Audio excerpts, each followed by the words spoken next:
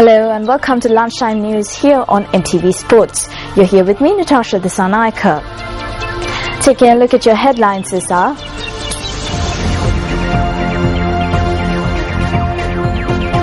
"22 freed Indian fishermen repatriated." Second phase of the Norachole power plant to begin producing electricity by next month.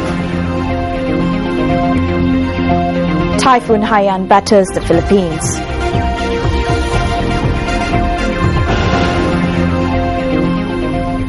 The Mirajawala interchange and the Siribopura flyover were declared open by President Mahinda Rajapaksa yesterday. A large number of ministers and parliamentarians were present at the occasion. A new flyover has been constructed at the Siribopura junction where the Ambalantota Veeravila road meets with the Hambantota road. A total of 2,675 million rupees was spent on the construction of the flyover. Meanwhile, the Mirijavila interchange of the Colombo-Gaul Hambantota Vallavaya main road was also declared open. The interchange was constructed at a cost of 4,200 million rupees.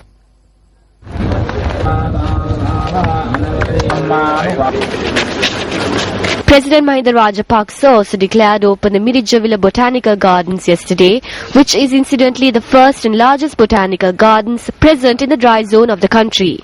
Construction on the botanical gardens, which spans across a total of 300 acres, began in 2008.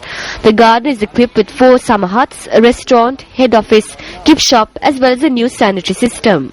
They go back. Come back at 6 o'clock in the evening. They have the passes gun, they won't like that.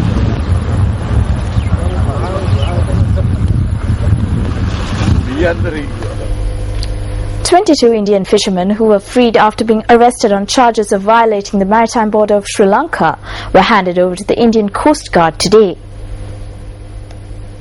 Navy media spokesperson Commander Kosala Varnakulasuriya said that the fishermen were handed over to the Indian authorities in international waters off the coast of Mannar. The fishermen who were arrested by the Navy for fishing illegally in Sri Lankan waters were later released on court orders. The Indian fishermen were handed over to the Indian Coast Guard through the Sri Lankan Navy vessel Uddara. Moving on to more local news, the CEB plans to begin power generation through the second phase of the Norachole Lakvijaya power plant by December this year. Chairman of the board W.B. Ganegala noted that all preparations are in place to begin power generation through the second phase of the power plant.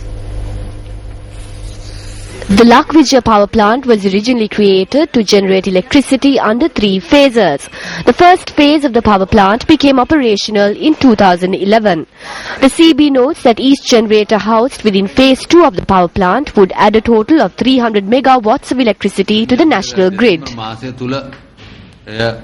We hope to take the necessary steps to integrate the second phase into the national grid. We plan to complete stage 3 by May 2014.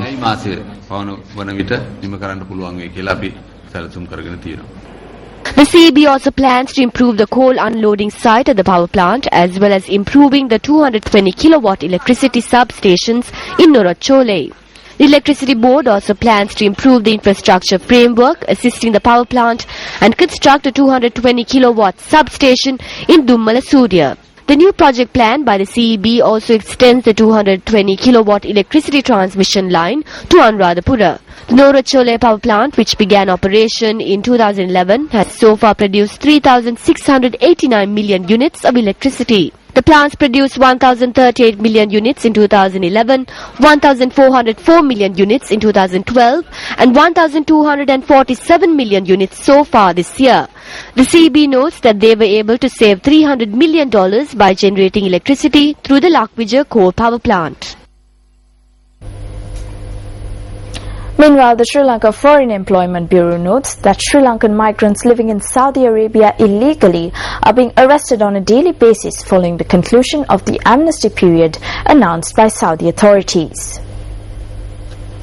Deputy Director General of the Bureau spokesperson Mangala Vandanya said that Saudi security forces have commenced conducting raids to locate illegal immigrants. Accordingly, necessary steps have been taken to direct welfare officers to prisons and detention centers housing illegal migrants to look into the plight of arrested Sri Lankans. The annual Katina Pinkama of the Hunapitiya Gangaram temple was held this morning.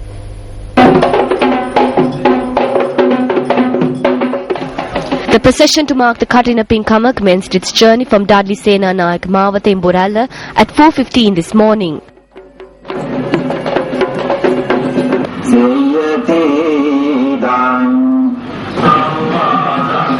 Subsequent to the procession reaching the Gangarama temple, alms were offered to 100 monks. A large number of people gathered at the Gangarama temple to attend the ceremony.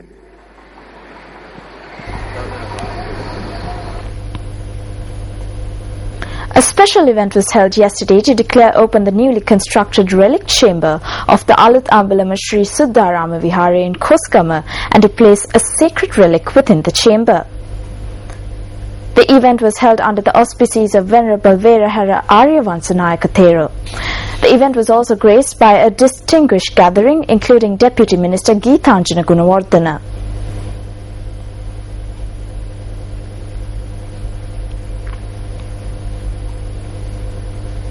Now the grand finale of the All-Island Debating Competition, The Debater, telecast on our sister channel Sirasa TV, will be held at the Stein Studio Complex in Vatmalana today. Musaeus College Colombo and Loyola College Negombo will battle it out at the debate, which will be telecast live on Sirasa TV at 4:30 p.m. today. The topic for the finals is whether or not parliamentary sessions should be telecast live. The aim of the debater is to provide a forum for youth to express their ideas and provoke them to think, as well as to provide a platform to display their intelligence, thus developing a democratic debate. The University Grants Commission has turned their attention towards reducing the time taken to enroll university students following the completion of the advanced level examination. Chairman of the Commission, Professor Shanika Hirimburekama notes that a committee has been appointed to look into the possibility of reducing the time taken by the Commission. Professor Hirimburekama noted that students need to wait for nearly a year after completing their advanced level examination in order to enter university. The committee, which will reach a decision, includes the Deputy Chairman of the UGC, other officials of the UGC, several Vice Chancellors and officials of the Examinations Department. The committee will officially begin work in December.